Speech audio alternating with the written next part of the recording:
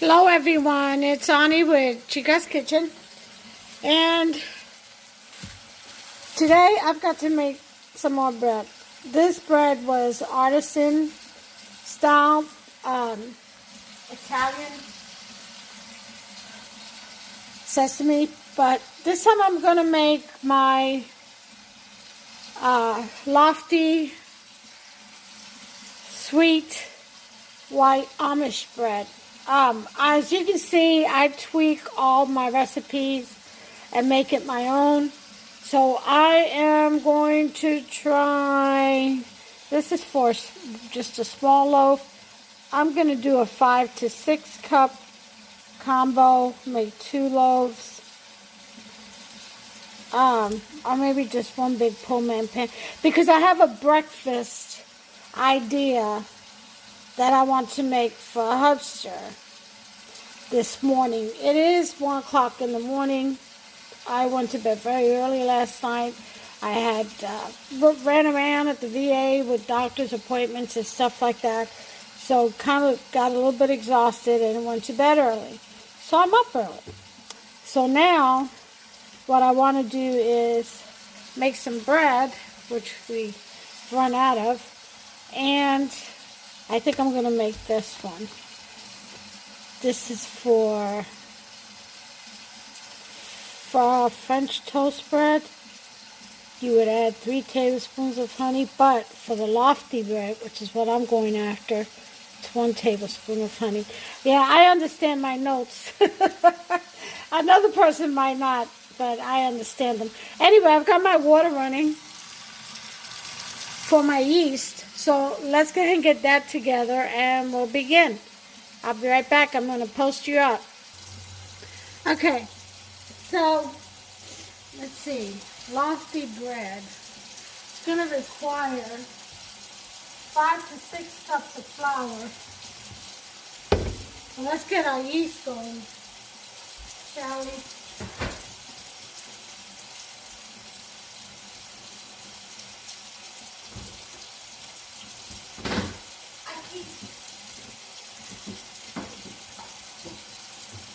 I keep my yeast in the fridge, freezer and then fridge. I kind of put a little piece of black garbage bag over the container, keep the light out, let them sleep. Alright, so let me get my 2 cups of water.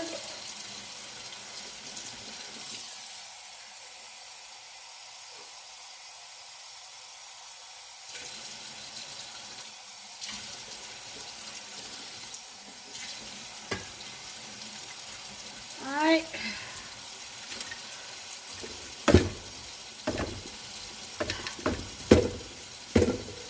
Maybe I should do it on the stove. I don't know. There we go. 2 cups of water. This water, my water comes out of my faucet at 110 degrees, which is optimum to bloom or prune your yeast. I'm going to do this. I'm going to add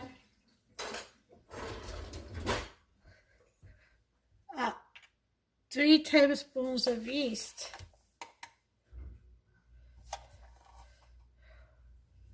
One, 2,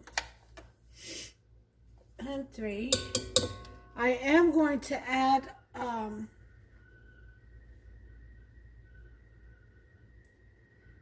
1 cup of sugar, it says.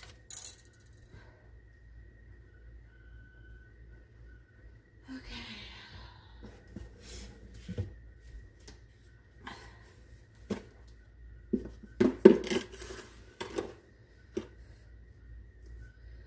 This is a 1/2 cup measuring cup, so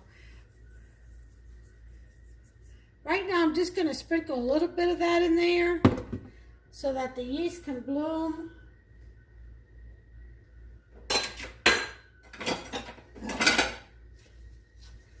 But I'll put the rest in here and we'll pour that in later. Got another 1/2 cup and that would make it an entire cup. All right. it for that. Where's my baby whisk? We're going to give this a good mix in here.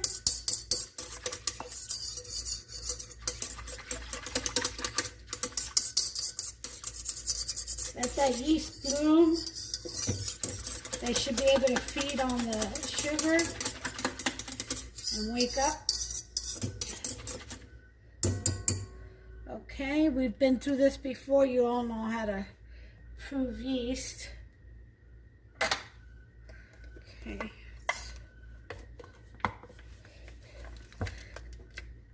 Put this back.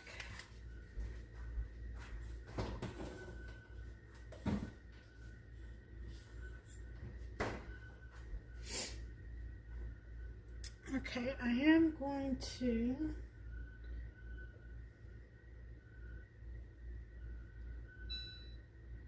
start my oven for bread proofing.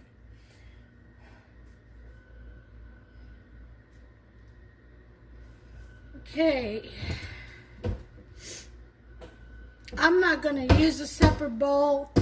1 o'clock in the morning, I'm not trying to dirty up too many dishes. I'm just going to kind of dump everything in the bowl. So let's wait about 10 minutes. Give this yeast a little bit of time to bloom or prove. That way I know it's good. And then we'll start adding flour and all the other ingredients, okay? I'll bring you back. All right, let's go on to show. That has definitely bloomed. You can see the little air bubbles and everything. So that means our yeast is good. So we can go ahead and proceed with everything else. Okay, so we're going to start adding the ingredients. 2 tablespoons of potato flakes.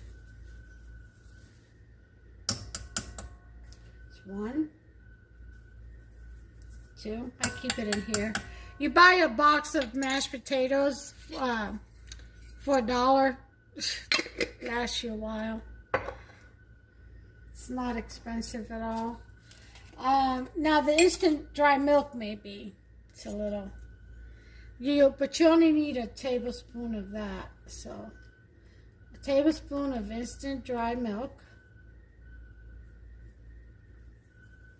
Sprinkle that on the yeasty beasties that are still growing. Okay.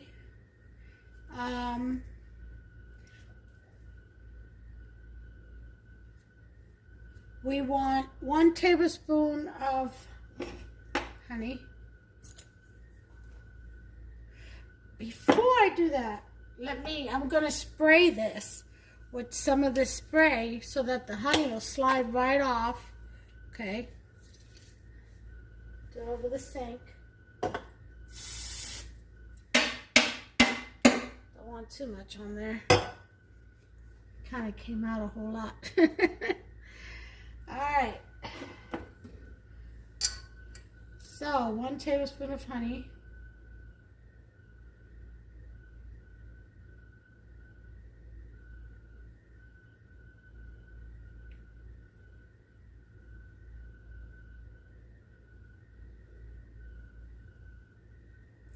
Ever so slowly.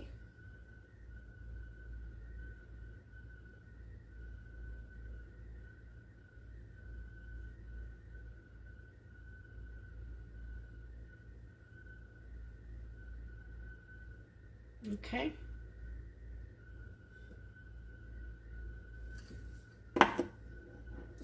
Get my fingers back. Okay, we're going to pour that in there. It should come out all in one clump, pretty much. It really comes out easier that way. Okay, then we have that, and then we need the rest of the sugar.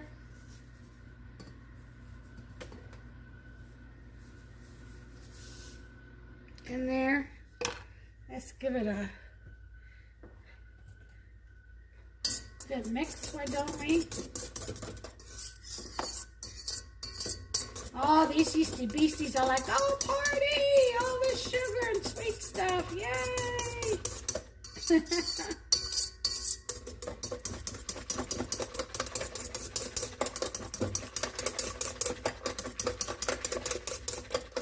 Okay, we're going to add 1/4 teaspoon of vanilla. This is a 1/4 teaspoon. Pour that in there. Okay, we got all this taken care of.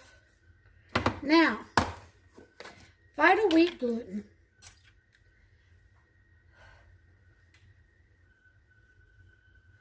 I like to add about 1/4 teaspoon for every cup. I think I'm going to do 5 cups. So it'll be 1.25 teaspoons. So I'm going to put my 1/4 in first. And then my teaspoon. This will help it come out even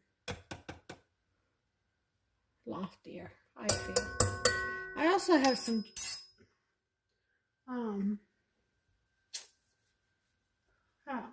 dry malt, but I'm not going to do that because I don't have it written on this original recipe. I really need the bread to be right for breakfast. So, no experimenting. This one has already been tried and proven. All right, so then baking powder, 1 teaspoon.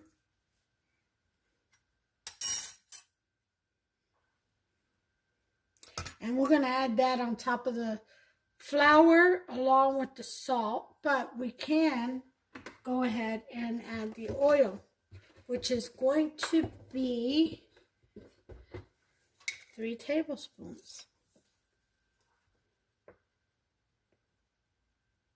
So 1, 2. You can add butter if you like, or half and half it.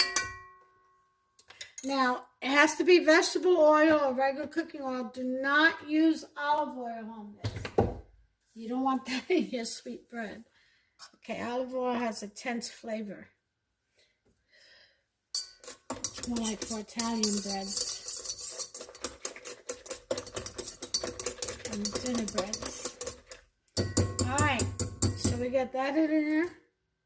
Now we're going to put in our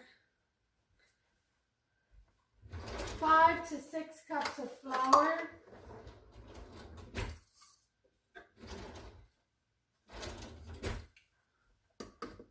So,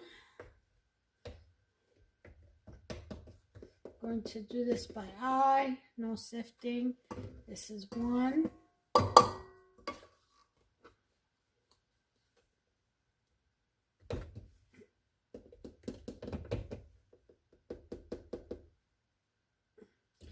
This is 2.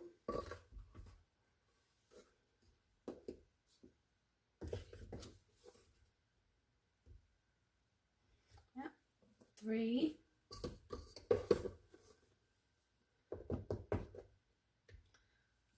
4.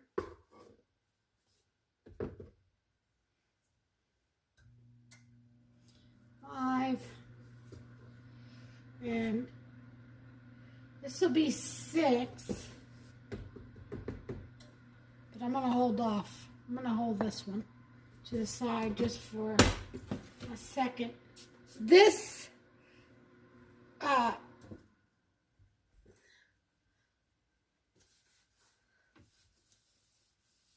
stand mixer,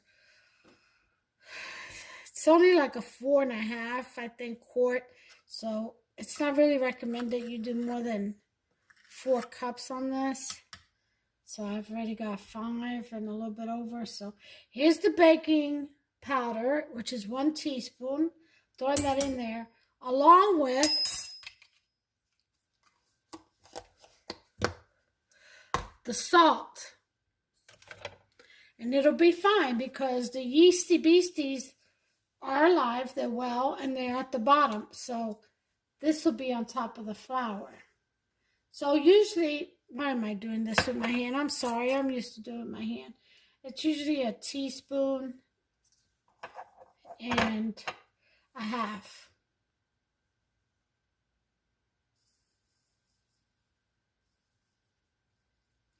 Here's a teaspoon.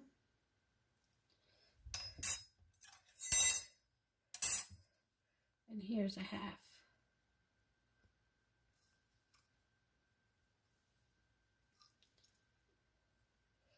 Okay, teaspoon and a half. And make sure I have all the ingredients. Check it off. Yep. We've got everything. So, now for the dough hood.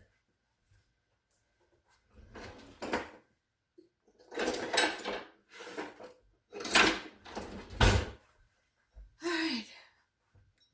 It's my trusty dough hook. Alright, and we are going to go in here and start stirring on low on number 2 and kneading this. It could be 10 to 15 minutes, it just depends. I will use this lid. This is not the lid it came with. I can't seem to locate that one. It's probably high up on the shelf somewhere, and I'm short, so you know, short people problems. And I want to cover this, lock it, and I'm going to put it on a number 1.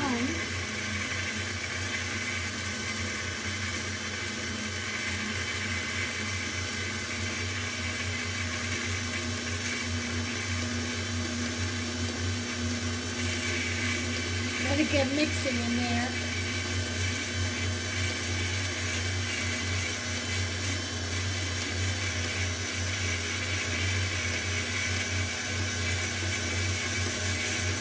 Alright. Now I'm going to put it on number 2.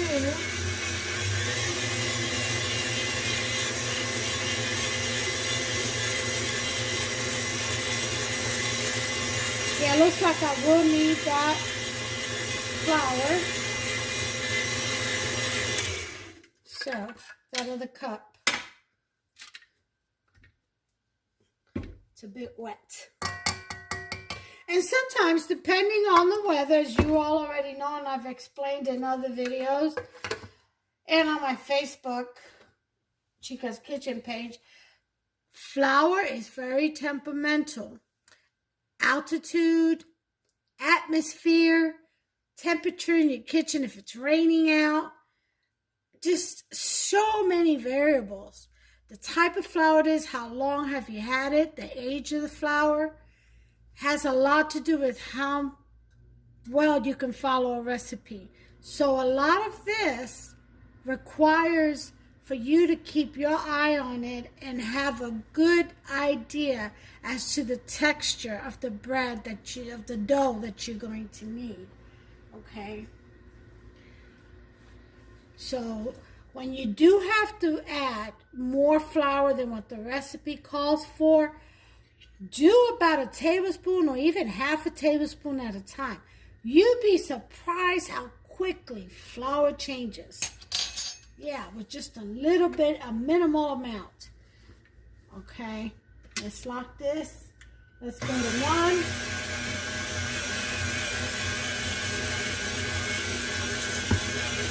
Oops, time to come out.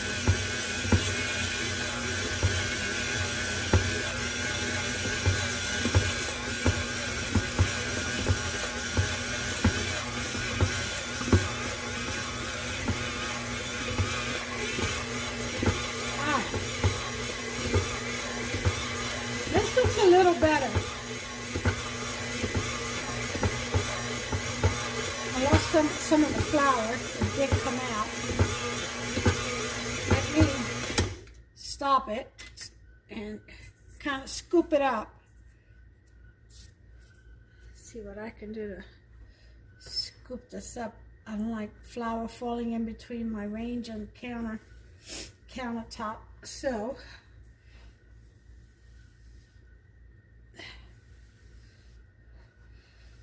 I'm gonna get me one of those guards. I keep meaning to order one. You know those guards they have now, but that you can put in between the stove and the countertop? Yeah, that. I think I'm going to invest. Because I get tired of pulling this stove out. I mean, it's not heavy or anything. It's easy to slides right out, but the thing is, I have little area rugs all taped on the floor so I don't slip and slide and fall and bust my cush. So, you know, I have to take that up, and unless Hubster's here, then he just lifts the entire stove. But he's not always here. And then sometimes I'm in the kitchen at this ungodly hour and he's in bed resting because he has to get up and go to work. So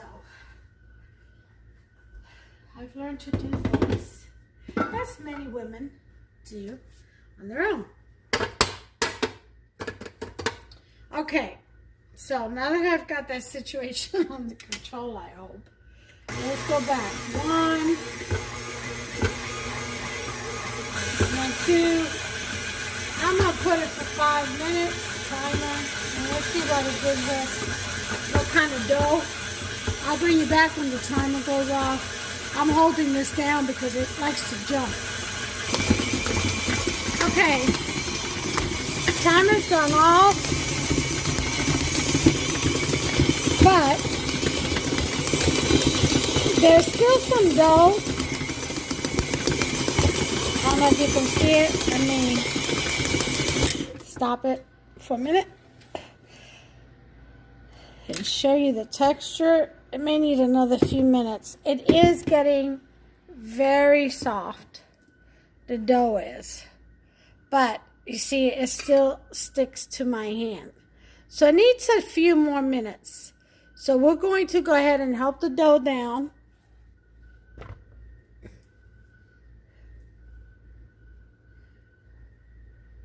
Okay.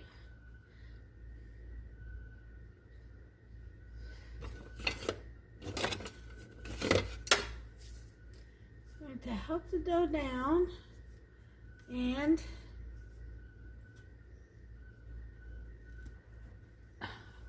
knead it for another maybe 3 minutes. Might be a little longer. It's almost there, not quite. It's gotta be, this is a little tacky still. It's gotta be where it does not stick to your soft and all that, but where it does not stick to your hands. Okay, and it's almost there. Look how nice and pliable that is, so soft. Okay, very soft. It's gonna be a good dough. So let's go ahead and proceed. Timer. I'm gonna set it for 3 minutes.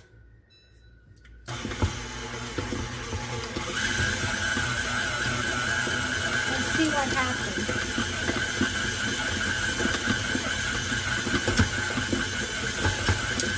And I got it on number 2 right now.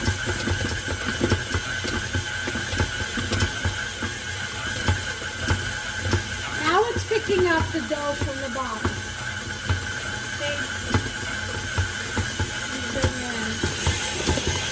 See that? It's about cleaned the sides, and it's picking out the dough from the bottom now. So it's almost ready. I'll bring you back. Okay, it's still sticky. Turn timer off. I just checked, it's still sticking, even though the dough is getting softer. We don't want it this sticky though, okay? We want a good lofty bread. So we're going to do another 2 minutes. which will make it an even 10. And that's going to be on 2.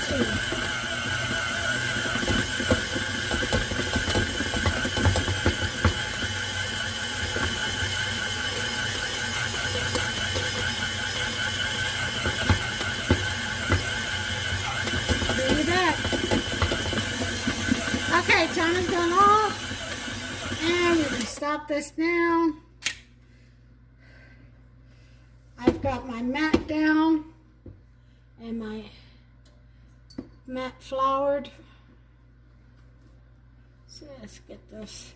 See, it's got more flour than this actually holds. That's why it's gone over the dough hook. All right.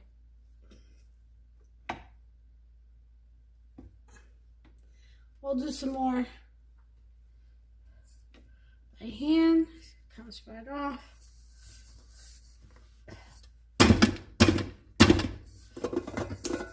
Okay.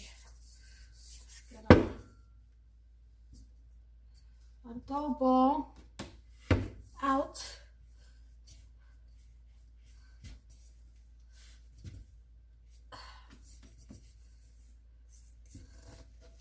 And onto the mat.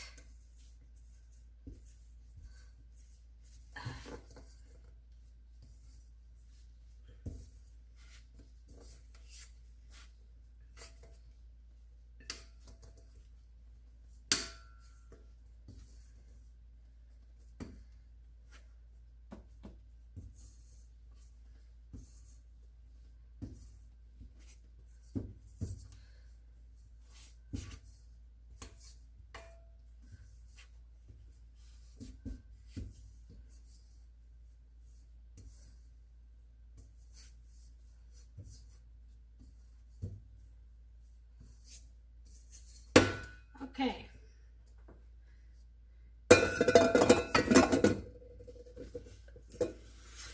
Let's move this back a little bit. Move you forward some. And here's our big dough ball. A little bit of flour. Flour, oil, either one. Just to flour your hands. Oh, look how nice and soft this dough is. Nice and pliable. What you want to do is make a nice dough ball.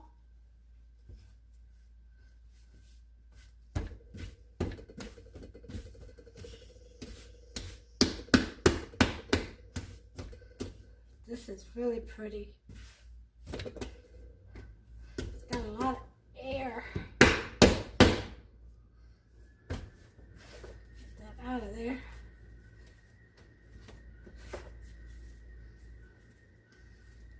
Okay. And you just roll it back and forth in your hands as you squeeze the bottom. And you get yourself a nice dough ball.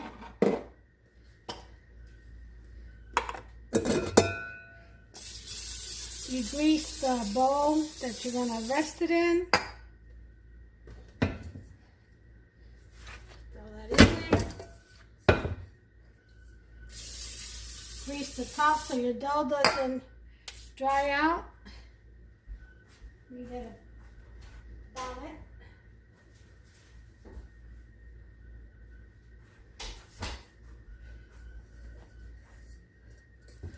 Okay, there's your dough ball. Gonna put a bonnet on it.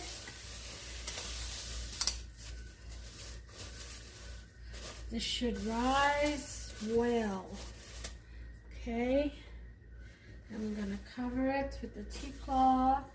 And we're gonna put it, I'm putting it in my oven because I have a bread proofing cycle on it. And that's what I got it on.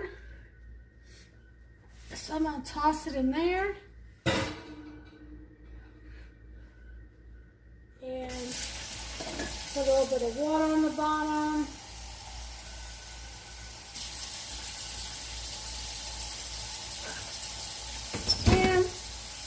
set the timer for 1 hour. Timer's going. And I'll bring you back in an hour and we'll take a look at our dough. Alright, timer's gone off. It's been an hour. We're going to check on our breads. Let me go ahead and fix you up a little better. Okay. Okay. Oh.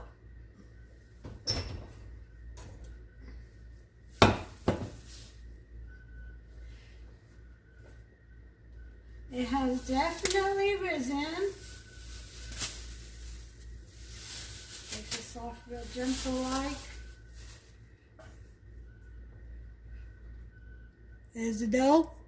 It has risen. We're going to turn it out onto a floured mat.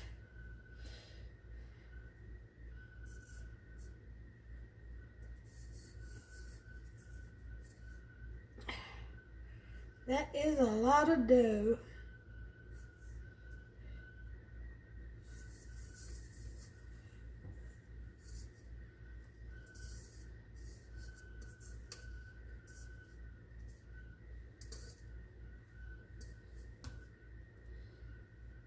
Look at all that dough.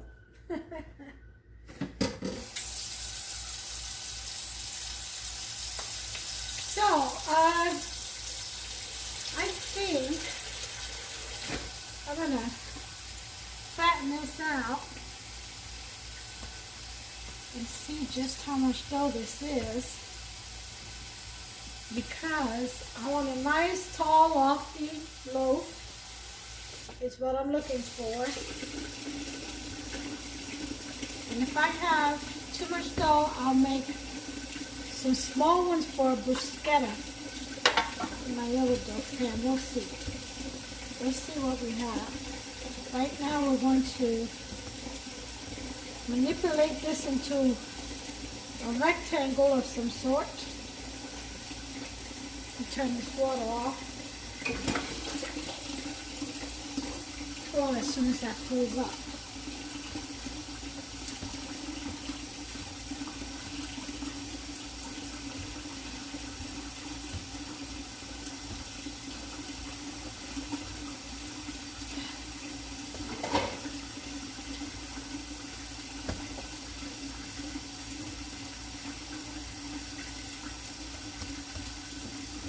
See how nice it is? Nice and soft. And what you want to do is get as much of the air bubbles out as you possibly can. It's not always that easy.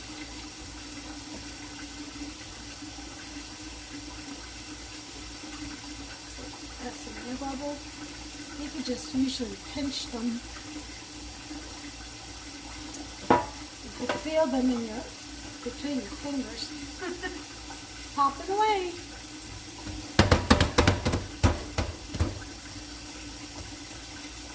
Okay. That's felt. I'm going to take a sip of my tea.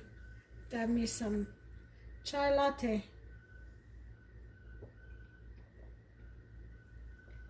Ah, so good. Okay. Time to roll. Excuse me.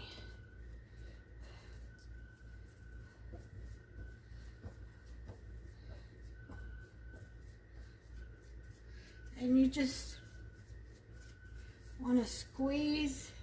You kind of roll forward and push back with your forward fingers. Roll forward with your palm and push back with your fingers as you squeeze. You get busting bubbles.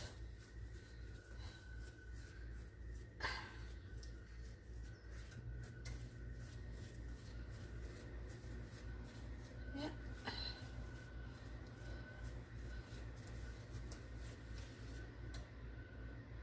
Sesame seed. I tell you, use sesame seed, those suckers end up everywhere. All I do is show you all the bread. Then we want to pinch at the seam. Pinch, pinch, pinch. Pinch at the seam. Pinch, pinch, pinch.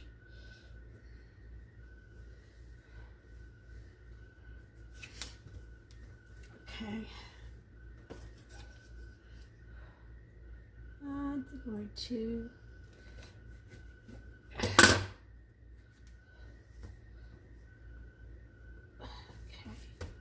roll that.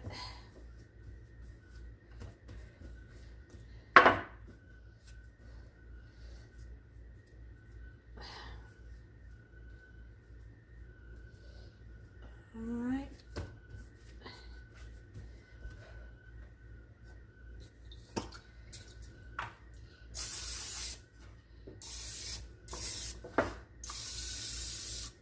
Okay, I got one little bitty. That's going to be my bruschetta loaf. Make another one. Okay. Punch in the ends. Pull over and pinch, pinch, pinch, pinch, pinch. Again, pull up and over.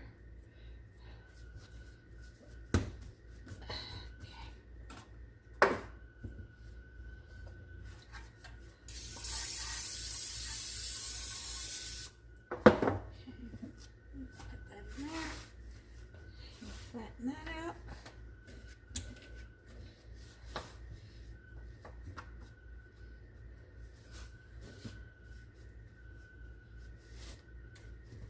Okay, so we've got two.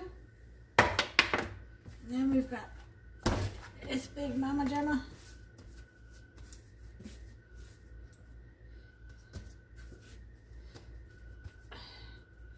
I'm gonna punch in. Fold over, pinch, pinch, pinch, pinch, pinch, pinch, pinch, pinch. Push in the bread, roll over, pinch, pinch, pinch.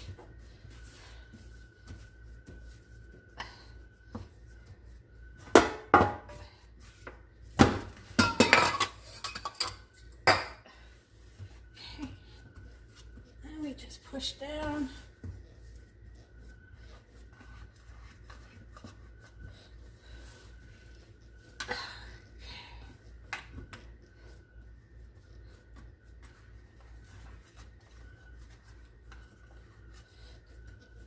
Right.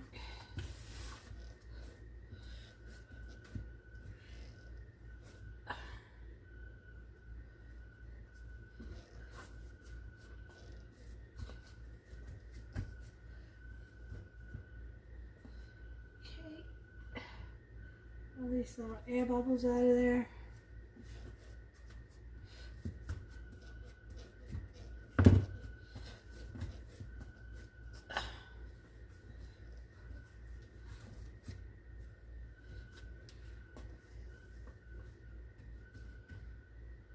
Okay, all right, so we've got, this would have made 2 loaves, but I want some bruschetta bread.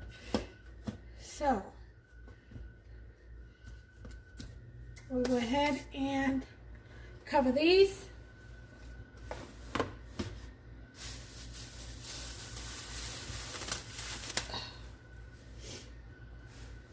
And leave them for 45 minutes. Bring you back. Take a look in here. They've risen beautifully. So 350 for 45 minutes.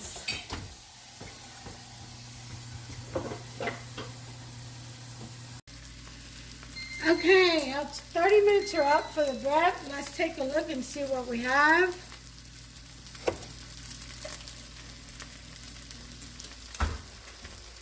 Oh my. Oh, you guys are not going to believe this.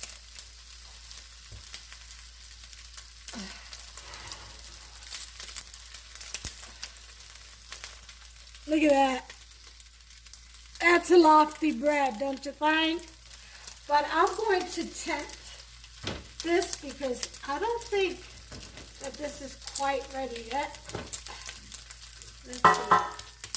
Nope, it's still soft. So, what we're going to do is we're going to tempt it. And by tempting, I mean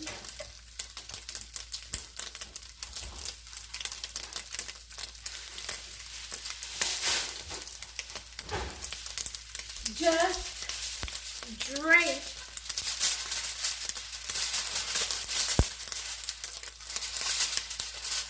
if I can pinch the corner, just drape aluminum foil over it.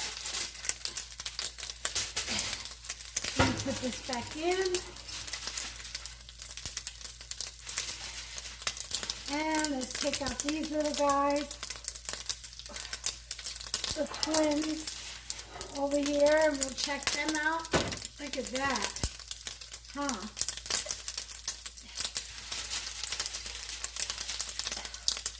Alright. So we'll put this for another 10.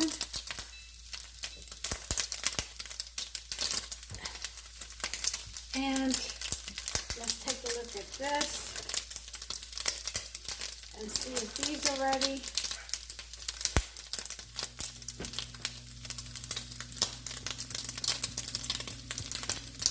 Yep, they need a little bit more time too. They're not quite thumping yet. So,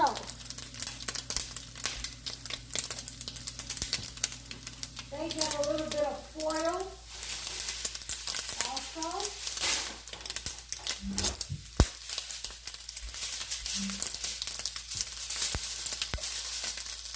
And back in the oven, they shall go.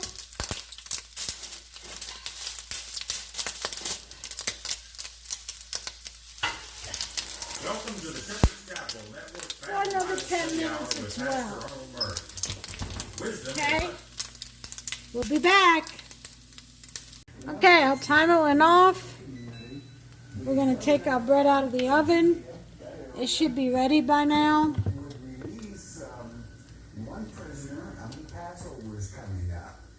We added an additional 10 minutes.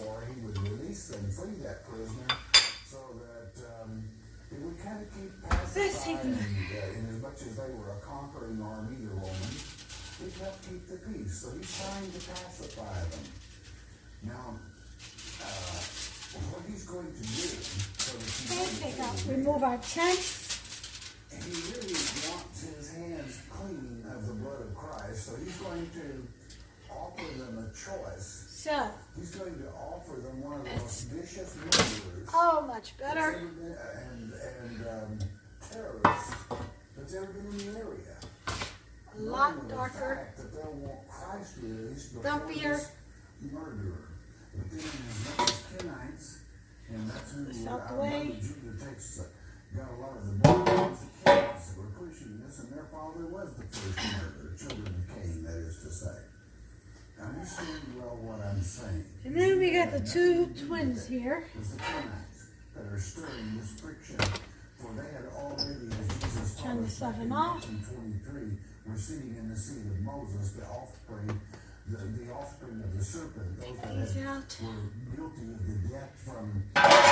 You always want to take your bread out right away, Between the porch and the altar of the temple. so it doesn't build up condensation on the bottom and get all soggy. And then it'll cause your bread to collapse. Ouch. All right. And they had then a Look at that. Isn't that beautiful? That means a bad one, okay? Well known, called Magarabas. Now, Look at that bread. that you know, God doesn't Nice and done. doesn't miss a lick, so to Okay. speak, an old colloquial saying. We're going to let that cool off. I will butter the top because The word, I want it to be a soft the son of father. Son crust. of his father. So you have Yeshua, the Father's Savior, or you have the only begotten Son, or you have this murderer who is the Son of the Father, and I'll give you Now one is a guess good in your time as spiritual any. mind as to who his true Father is. You wouldn't have to, and I'm talking about the one he follows and his genealogy. It wouldn't be too hard to ascertain. Okay? So, he gives them that choice. And I suppose Pilate just thought they will have to say, don't let Barabbas go. Okay, 17. Therefore, when they were gathered together, Pilate said unto them, whom will ye that I release unto you? Barabbas or Jesus, which is called Christ? Now, he said the wrong thing there. Jesus, which is called, of course, Jesus is Yeshua, which is to say Yahweh's Savior. And Christos, being fully interpreted, means the anointed one, Messiah, Yeshua. This would infuriate them. Pilate would have no way of knowing that. To him, the whole thing was a bunch of superstition. Okay? But when he said those words, calling Christ the Messiah, and they were saying he was of Beelzebub, which means of Satan. But then, don't worry. Anytime you teach God's word chapter by chapter, All right, we got this all buttered down. A group of Kenites that will write little articles, and then church people will jump on it because We're gonna let this cool off for a few minutes before we cut into the larger loaf, because we have plans for that loaf. Oh yes, we do. We are going to make gossip when they don't know if it's true or not. But it's a breakfast with that. A special breakfast for Hubster. And there are your loaves. All of it has risen well. The reason for the break here is because I did not score the bread. And those gases had to release somewhere. The carbon dioxide from the yeast. All right, so I'll bring you back in just a few minutes. We're going to slice up the bread. Okay, we're going to go ahead and slice into this even though it's hot because I need to get breakfast going for Hubster. So it lets you know God And this is very hot still, so deliver messages. And she delivered this message. It would have a stronger meaning to Pontius Pilate. I will slice from the side and just let the knife do the slicing. Don't push down. Giving a better description of Christ than you're going to find anywhere else. Oh, look at that beautiful, beautiful crumb. And quite frankly, he was impressed by him. Verse 20 as we continue back to 1927. But the chief priest and elders persuaded the multitude that they should ask Barabbas and destroy Jesus. See that? In other words, they did their dirty work in the crowd. I saw 10 of that. Oh, that is so good. That is so good. And look at the crumb. Nice and toasty. But it's soft because I put butter on it. Oh my goodness.